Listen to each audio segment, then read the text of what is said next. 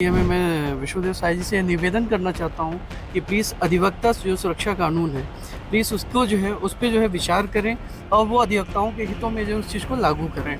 अगर हमारे साथ अन्याय होगा तो निश्चित रूप से फिर कठोर कदम की तरफ हम आगे बढ़ेंगे। प्रोटेस्ट हमारा शांतिपूर्ण या जिस भी विधिक रूप से जैसा भी चलेगा वो होगा। तो यदि अधिवक्ताओं की मांगों को पूरा नहीं किया जाएगा तो सरकार को के विरुद्ध भी हम नमस्कार, आपका स्वागत है। मैं मनीष शरण। आज हम विशेष रूप से वकीलों के पास पहुंचे हैं। छत्तीसगढ़ में वकीलों को अपनी सुरक्षा की सबसे ज़्यादा चिंता है और ये चिंता इसलिए भी लाजमी है क्योंकि एडवोकेट प्रोटेक्शन एक्ट को लेकर काफ़ी वकीलों ने संघर्ष किया। छत्तीसगढ़ में हाई कोर्ट जो है बिलासपुर में है और यहाँ जिला न्यायालय से लेकर हाई कोर्ट तक वकीलों की परेशानी जो है साल दर साल बढ़ती जाती है। सरकार के पिछले बार चुनाव हो रहे थे तो सरकार के मैनिफेस्टो में जो था वकीलों की सुरक्षा की बात कही गई थी। वकीलों ने काफ़ी एफर्ट लगाया। पहले तो आपको ये बताना चाहूँगा कि ये जो प्रोग्राम है इसको लोग बहुत पसंद करते हैं, लोग देखते भी हैं और चाहते हैं कि वो अपनी जेन्युइन समस्या बताएं।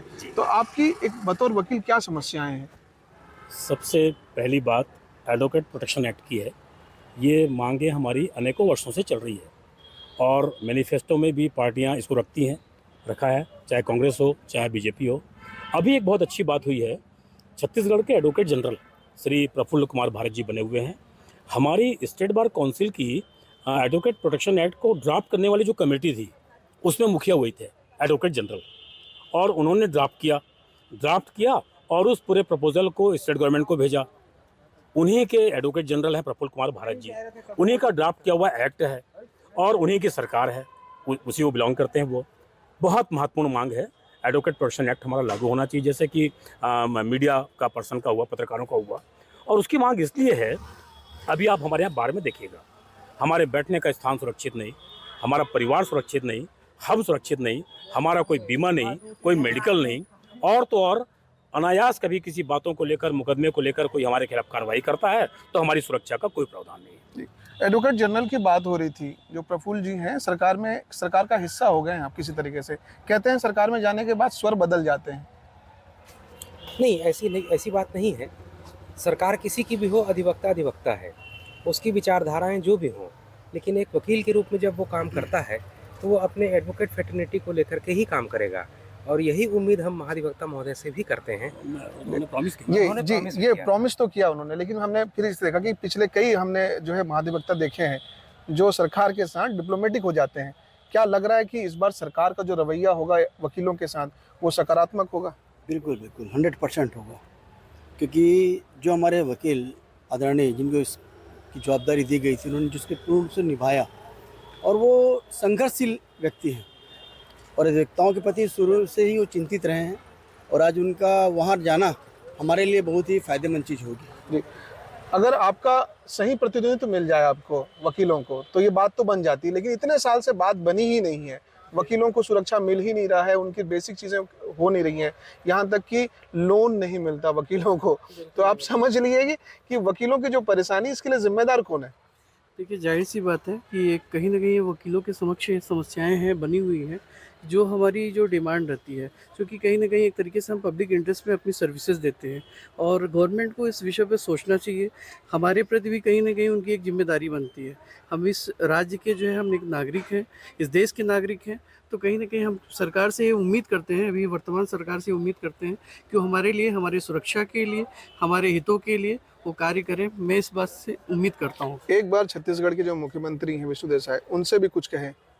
जी, मैं अभी अपने वर्तमान जो सीएम हैं, भाजपा के सीएम हैं, मैं विष्णुदेव साय जी से निवेदन करना चाहता हूँ कि प्लीज़ अधिवक्ता जो सुरक्षा कानून है, प्लीज़ उसको जो है उस पे जो है विचार करें और वो अधिवक्ताओं के हितों में जो उस चीज़ को लागू करें। ऐसा नहीं होगा, मान लो कि पिछले सीएम ने नहीं सुना, उससे पिछले सीएम ने नहीं सुना, ये भी नहीं सुनते हैं, सरकार नहीं सुनती है, क्या करोगे? क्या कर लेगा वकील? हम लोगों ने पहले ही जिला अधिवक्ता संघ बिलासपुर की एक अभिनव पहल थी। हमने क्रमिक यहाँ पर धरना प्रदर्शन किया कई महीनों तक।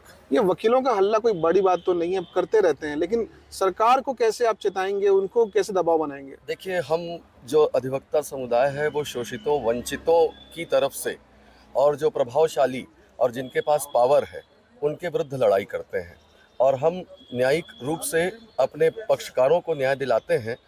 अगर हमारे साथ अन्याय होगा तो निश्चित रूप से फिर कठोर कदम की तरफ हम आगे बढ़ेंगे। प्रोटेस्ट हमारा शांतिपूर्ण या जिस भी विधिक रूप से जैसा भी चलेगा वो होगा, और हम समाज में भी इस बात को फैलाएंगे। और निश्चित रूप से यदि अधिवक्ताओं की मांगों को पूरा नहीं किया जाएगा तो सरकार को के विरुद्ध भी हम पूरा समुदाय के रूप में या एकता निकट के साथ भविष्य में सोचेंगे। लोकसभा चुनाव है, जी, आपका इशारा उस तरफ है क्या? बिल्कुल उस तरफ है। चुनाव के समय हर पार्टी, हर जो राजनीतिक दल हैं वो प्रत्येक वर्ग विशेष को उनके लाभ को पहुंचाने का प्रयास करते हैं। अधिवक्ता समुदाय अपने आप में एक प्रबुद्ध समुदाय है जो आज़ादी की लड़ाई से लेकर के हर बड़े परिवर्तन के लिए प्रत्यक्ष रूप से उसमें शामिल रहा है। यदि अधिवक्ता समुदाय के हितों के विपरीत कोई बात होगी तो फिर कठोर कार्यवाही और एक उग्र आंदोलन की तरफ हम बढ़ेंगे। और सरकार किस प्रकार से बदली जाती है ये अधिवक्ताओं से अच्छा कोई शायद ही ना जान पाए। सरकार बदलने की बात की जा रही है, जो अधिवक्ता हैं वो उग्र हो जाएंगे, ये भी बात कहा जा रहा है। लोकसभा चुनाव तक की बात आ गई है। क्या लग रहा है वकीलों के इतनी संगठित होने के बावजूद साल दर साल वकीलों के हितों की जो है संरक्षण नहीं हो पा रही? इसकी वजह क्या है? नैतिक रूप से जवाबदारी वकील खुद लेंगे क्या इसकी? नहीं नहीं नहीं, बिल्कुल ऐसा नहीं। अभी 2-3 महीने पहले इंटरनेशनल कॉन्फ्रेंस दिल्ली में हुई, माननीय प्रधानमंत्री नरेंद्र मोदी जी उसमें उद्घाटन किए, शामिल हुए, और अमित शाह जी ने उसका समापन किया। तो वहाँ पर पुरजोर रूप से इस बात को हमारे राष्ट्रीय बार काउंसिल ऑफ इंडिया के चेयरमैन श्री मनन मिश्रा जी ने उठाया, और उन्होंने इस बात को कहा है, और इस पर काम चल रहा है, इस पर काम चल रहा है। मुझे लगता है क्योंकि ये पूरे देश की समस्या है। छत्तीसगढ़ हाईकोर्ट यहाँ है, बड़ी जमात वकीलों की यहाँ है, बड़ी वकीलों की भी जमात यहाँ पास है। क्या लग रहा है कि कहीं पे कोई प्रयास में कमी है? वो कमी कहाँ है? नहीं, हम लोगों ने लगातार प्रयास किया है। पिछली सरकार में माननीय भूपेश बघेल जी से, सीएम साहब से हमने ज्ञापन देके अपने एडवोकेट प्रोटेक्शन एक्ट के लिए भी मांग किया था, और सरकार की तरफ से अधिवक्ताओं के लिए बीमा की मांग किया था। लेकिन वो बात माने नहीं, इसी वजह से हार गया। अब ऐसा तो नहीं कह सकते, हो भी सकता है ये कारण हो, पर इस बार हमको कारण ये है कि विष्णुदेव साय जी हैं, उनको इस बातों का ध्यान है। डिप्टी सीएम साहब है अरुण साव, वो माननीय अरुण साव जी, वो खुद एक अधिवक्ता हैं, और प्रफुल्ल भारत साहब है, एजी साहब है। तो ये हमारी बातों का, अधिवक्ताओं की परेशानियों को निश्चित रूप से सुनेंगे और उस पर पहल भी होगी। भारतीय राजनीति में अधिवक्ताओं का राजनीति में होना कोई बड़ी नई बात नहीं है। इस समय छत्तीसगढ़ में जो डिप्टी सीएम है अरुण साव, वो खुद भी वकालत के पेशे से रहे हैं, लेकिन भूपेश बघेल को मना पाने में पिछली सरकार में आप असफल रहे, इसीलिए वो हार गए। आप जब बता रहे थे कि वही वैसी वजह है। एक बहुत बड़ा कारण था कि अधिवक्ता समुदाय को पिछली सरकार ने ध्यान नहीं दिया, जिसका परिणाम ये रहा कि अधिवक्ता उदासीन हो गए और उनके वादा खिलाफी को अपने दिल में लिए, और उसका परिणाम ये रहा कि निश्चित रूप से मतदान में वो बातें सामने आई और सरकार गई। आप एक अधिवक्ता को सिर्फ अधिवक्ता न समझे, उस अधिवक्ता के पीछे उसका खुद का निजी परिवार होता है, और एक शुरुआत में प्रैक्टिस करने वाला वकील भी है, उसके पास 50 ब्रीफ यदि है तो वो 50 लोगों को तो अपने मानसिकता से और अपने बातों से प्रभावित कर सकता है, क्योंकि वो उस 50 क्लाइंट को अपनी विधिक सेवाएं दे रहा है। इसलिए वो अपने वकील की बात तो पक्षकार सुनेगा ही, और ऐसे ही माहौल बनता है। आज हम 25,000 वकील हैं पूरे छत्तीसगढ़ में, और अगर हमारा 5 सदस्यों का भी परिवार होगा तो आप सोच लीजिए कि कितनी बड़ी संख्या। और हम सब वकीलों के क्लाइंट्स यदि हमारी बातों पर आकर के मतदान किए तो निश्चित रूप से सरकारें आती रहेंगी, चली जाती रहेंगी, और उनको लाने का और गिराने का दोनों का श्रेय वकीलों को जाएगा। अब तक के अगर सरकार के काम को देखें पिछले 2-2.5 महीने में, समझ में आ रहा है, क्या लग रहा है जो बातें मैनिफेस्टो में थी सरकार उसको पूरा कर पा रही है? वकालत का तो बहुत बाद में आएगा, मतलब वकीलों की सुरक्षा की बात तो बहुत बाद में आएगी, अभी तो किसान और महिलाओं से उभर नहीं पाए।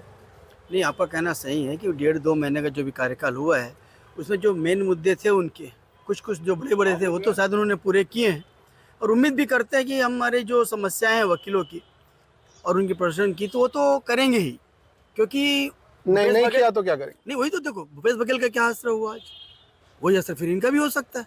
और हमें विश्वास इसलिए है कि उस पद पे उप मुख्यमंत्री की जो बात की गई श्री अरुण साव, वो यहीं से हमारे डिस्ट्रिक्ट कोर्ट से, हाई कोर्ट से जाके ऊपर जाके बैठे हुए हैं।